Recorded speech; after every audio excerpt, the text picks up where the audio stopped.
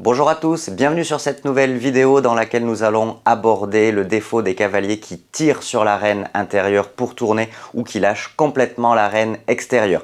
C'est une problématique que nous a exprimée Romy, une cavalière membre de la team TDSE, et je profite donc de cette vidéo pour vous donner mes conseils sur ce défaut et une petite astuce qui va vraiment vous changer la vie si vous rencontrez cette problématique.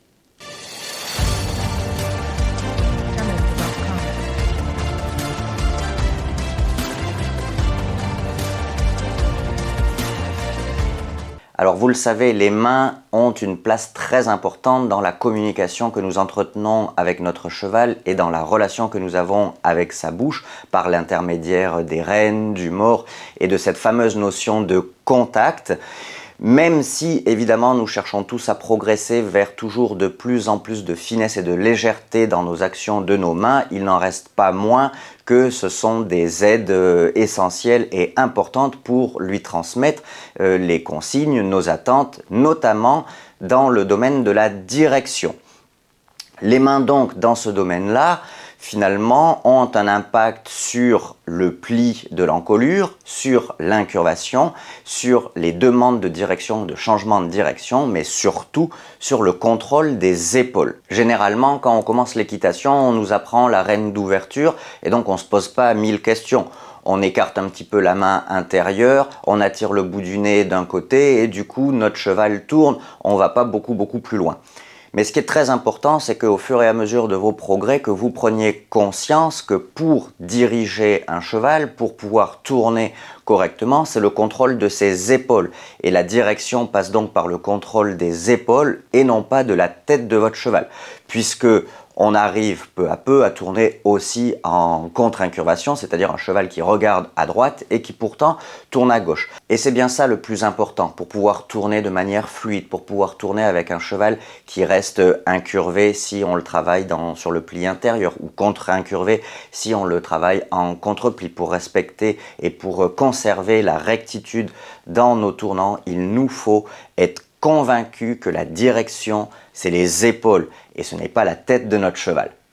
Parce que même si généralement, quand on est débutant, on commence l'équitation, on apprend la belle rêne d'ouverture, mais on se rend compte assez vite que c'est un petit peu limité et qu'on peut malheureusement tomber dans le défaut de tirer sur la rêne intérieure pour espérer tourner. Et là, je vous propose de vous imaginer ou de vous remémorer le petit cavalier sur son Shetland qui va tirer sur sa rêne gauche pour espérer que son Shetland ou que son petit poney tourne à gauche. Alors le poney, il met vraiment la tête à gauche, mais en réalité tout le reste du corps part à l'extérieur.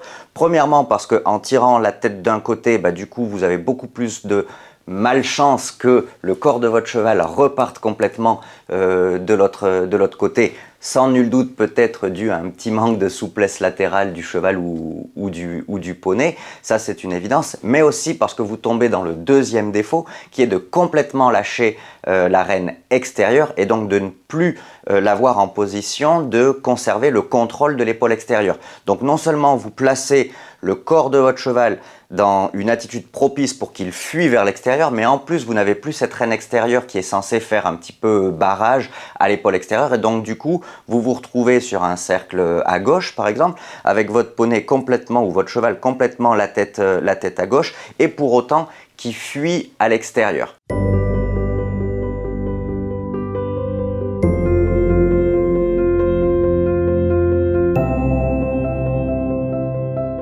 Alors finalement, vous allez me dire, oui, mais quelle est donc la solution pour pouvoir tourner, contrôler les épaules de mon cheval sans tirer sur la rêne intérieure ou lâcher la rêne extérieure? Eh bien, la seule solution, c'est de tourner en utilisant ce qu'on appelle le couloir de rêne. Alors pour vous imaginer le couloir de rêne, c'est assez simple, c'est se mettre en tête que déjà l'une main ne travaille pas sans l'autre et donc on travaille toujours avec deux mains égales.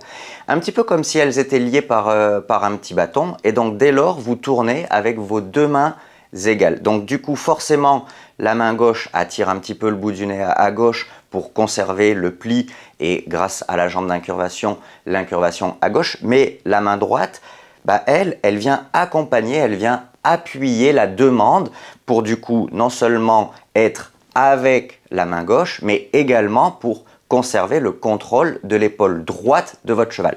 Et la même chose de l'autre côté. Alors évidemment, hein, je vous l'avoue, c'est quand même assez dur, notamment les premiers temps, de se concentrer sur conserver deux mains égales et deux mains qui travaillent ensemble. Assez vite, on se retrouve avec des cavaliers qui dissocient un petit peu leurs mains, et c'est un peu ce que nous exprimait Romy dans la team. Elle se retrouve trop souvent à tirer sur la reine intérieure et complètement lâcher la reine extérieure. Alors comme je vous l'avais promis, j'ai une astuce qui est vraiment très efficace pour vous aider à apprendre à travailler et à tourner avec votre couloir de reine, qui va vous apprendre à travailler avec deux mains égales pour ne plus tirer à l'intérieur ou complètement lâcher à l'extérieur et prendre un peu ce réflexe de conserver deux mains toujours ensemble. Donc regardez, hop, je vais récupérer un mors. Voilà, alors l'idée est que lorsque vous montez, vous prenez vos rênes normalement dans vos mains et en plus, vous prenez un mors et si possible un mors droit pour avoir ce côté, comme je vous le disais tout à l'heure, petit bâton.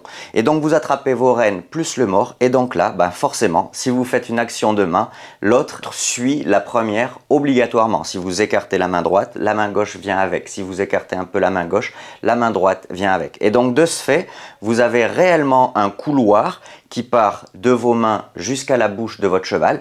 Et l'idée est de conserver l'encolure et le garrot de votre cheval constamment au centre et bien au milieu de ce couloir. Le garrot de votre cheval ne doit jamais trop venir contre votre reine extérieure, jamais trop venir contre votre reine intérieure lorsque vous tournez, pour conserver un cheval qui se porte seul et un cheval qui travaille droit dans la rectitude et même incurvé. Voilà, donc si vous ne voulez plus tirer sur la reine intérieure ou lâcher la reine extérieure, vous avez une petite astuce vraiment très simple. En plus, c'est ludique, c'est rigolo de travailler comme ça et puis peu à peu, vous allez pouvoir mettre ça de côté et ça va devenir naturel pour vous d'utiliser ce qu'on appelle encore une fois le couloir de reine. J'espère que cette vidéo vous a plu, qu'elle va vous permettre de progresser. Si vous avez aimé, n'hésitez pas à vous abonner à ma chaîne YouTube pour ne rater aucune de mes vidéos. Retrouvez en description le lien pour un petit cadeau et recevoir gratuitement des conseils et des exercices dans votre boîte mail.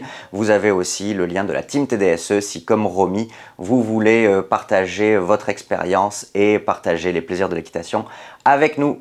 À très vite sur Terre de Sport Équestre. Salut!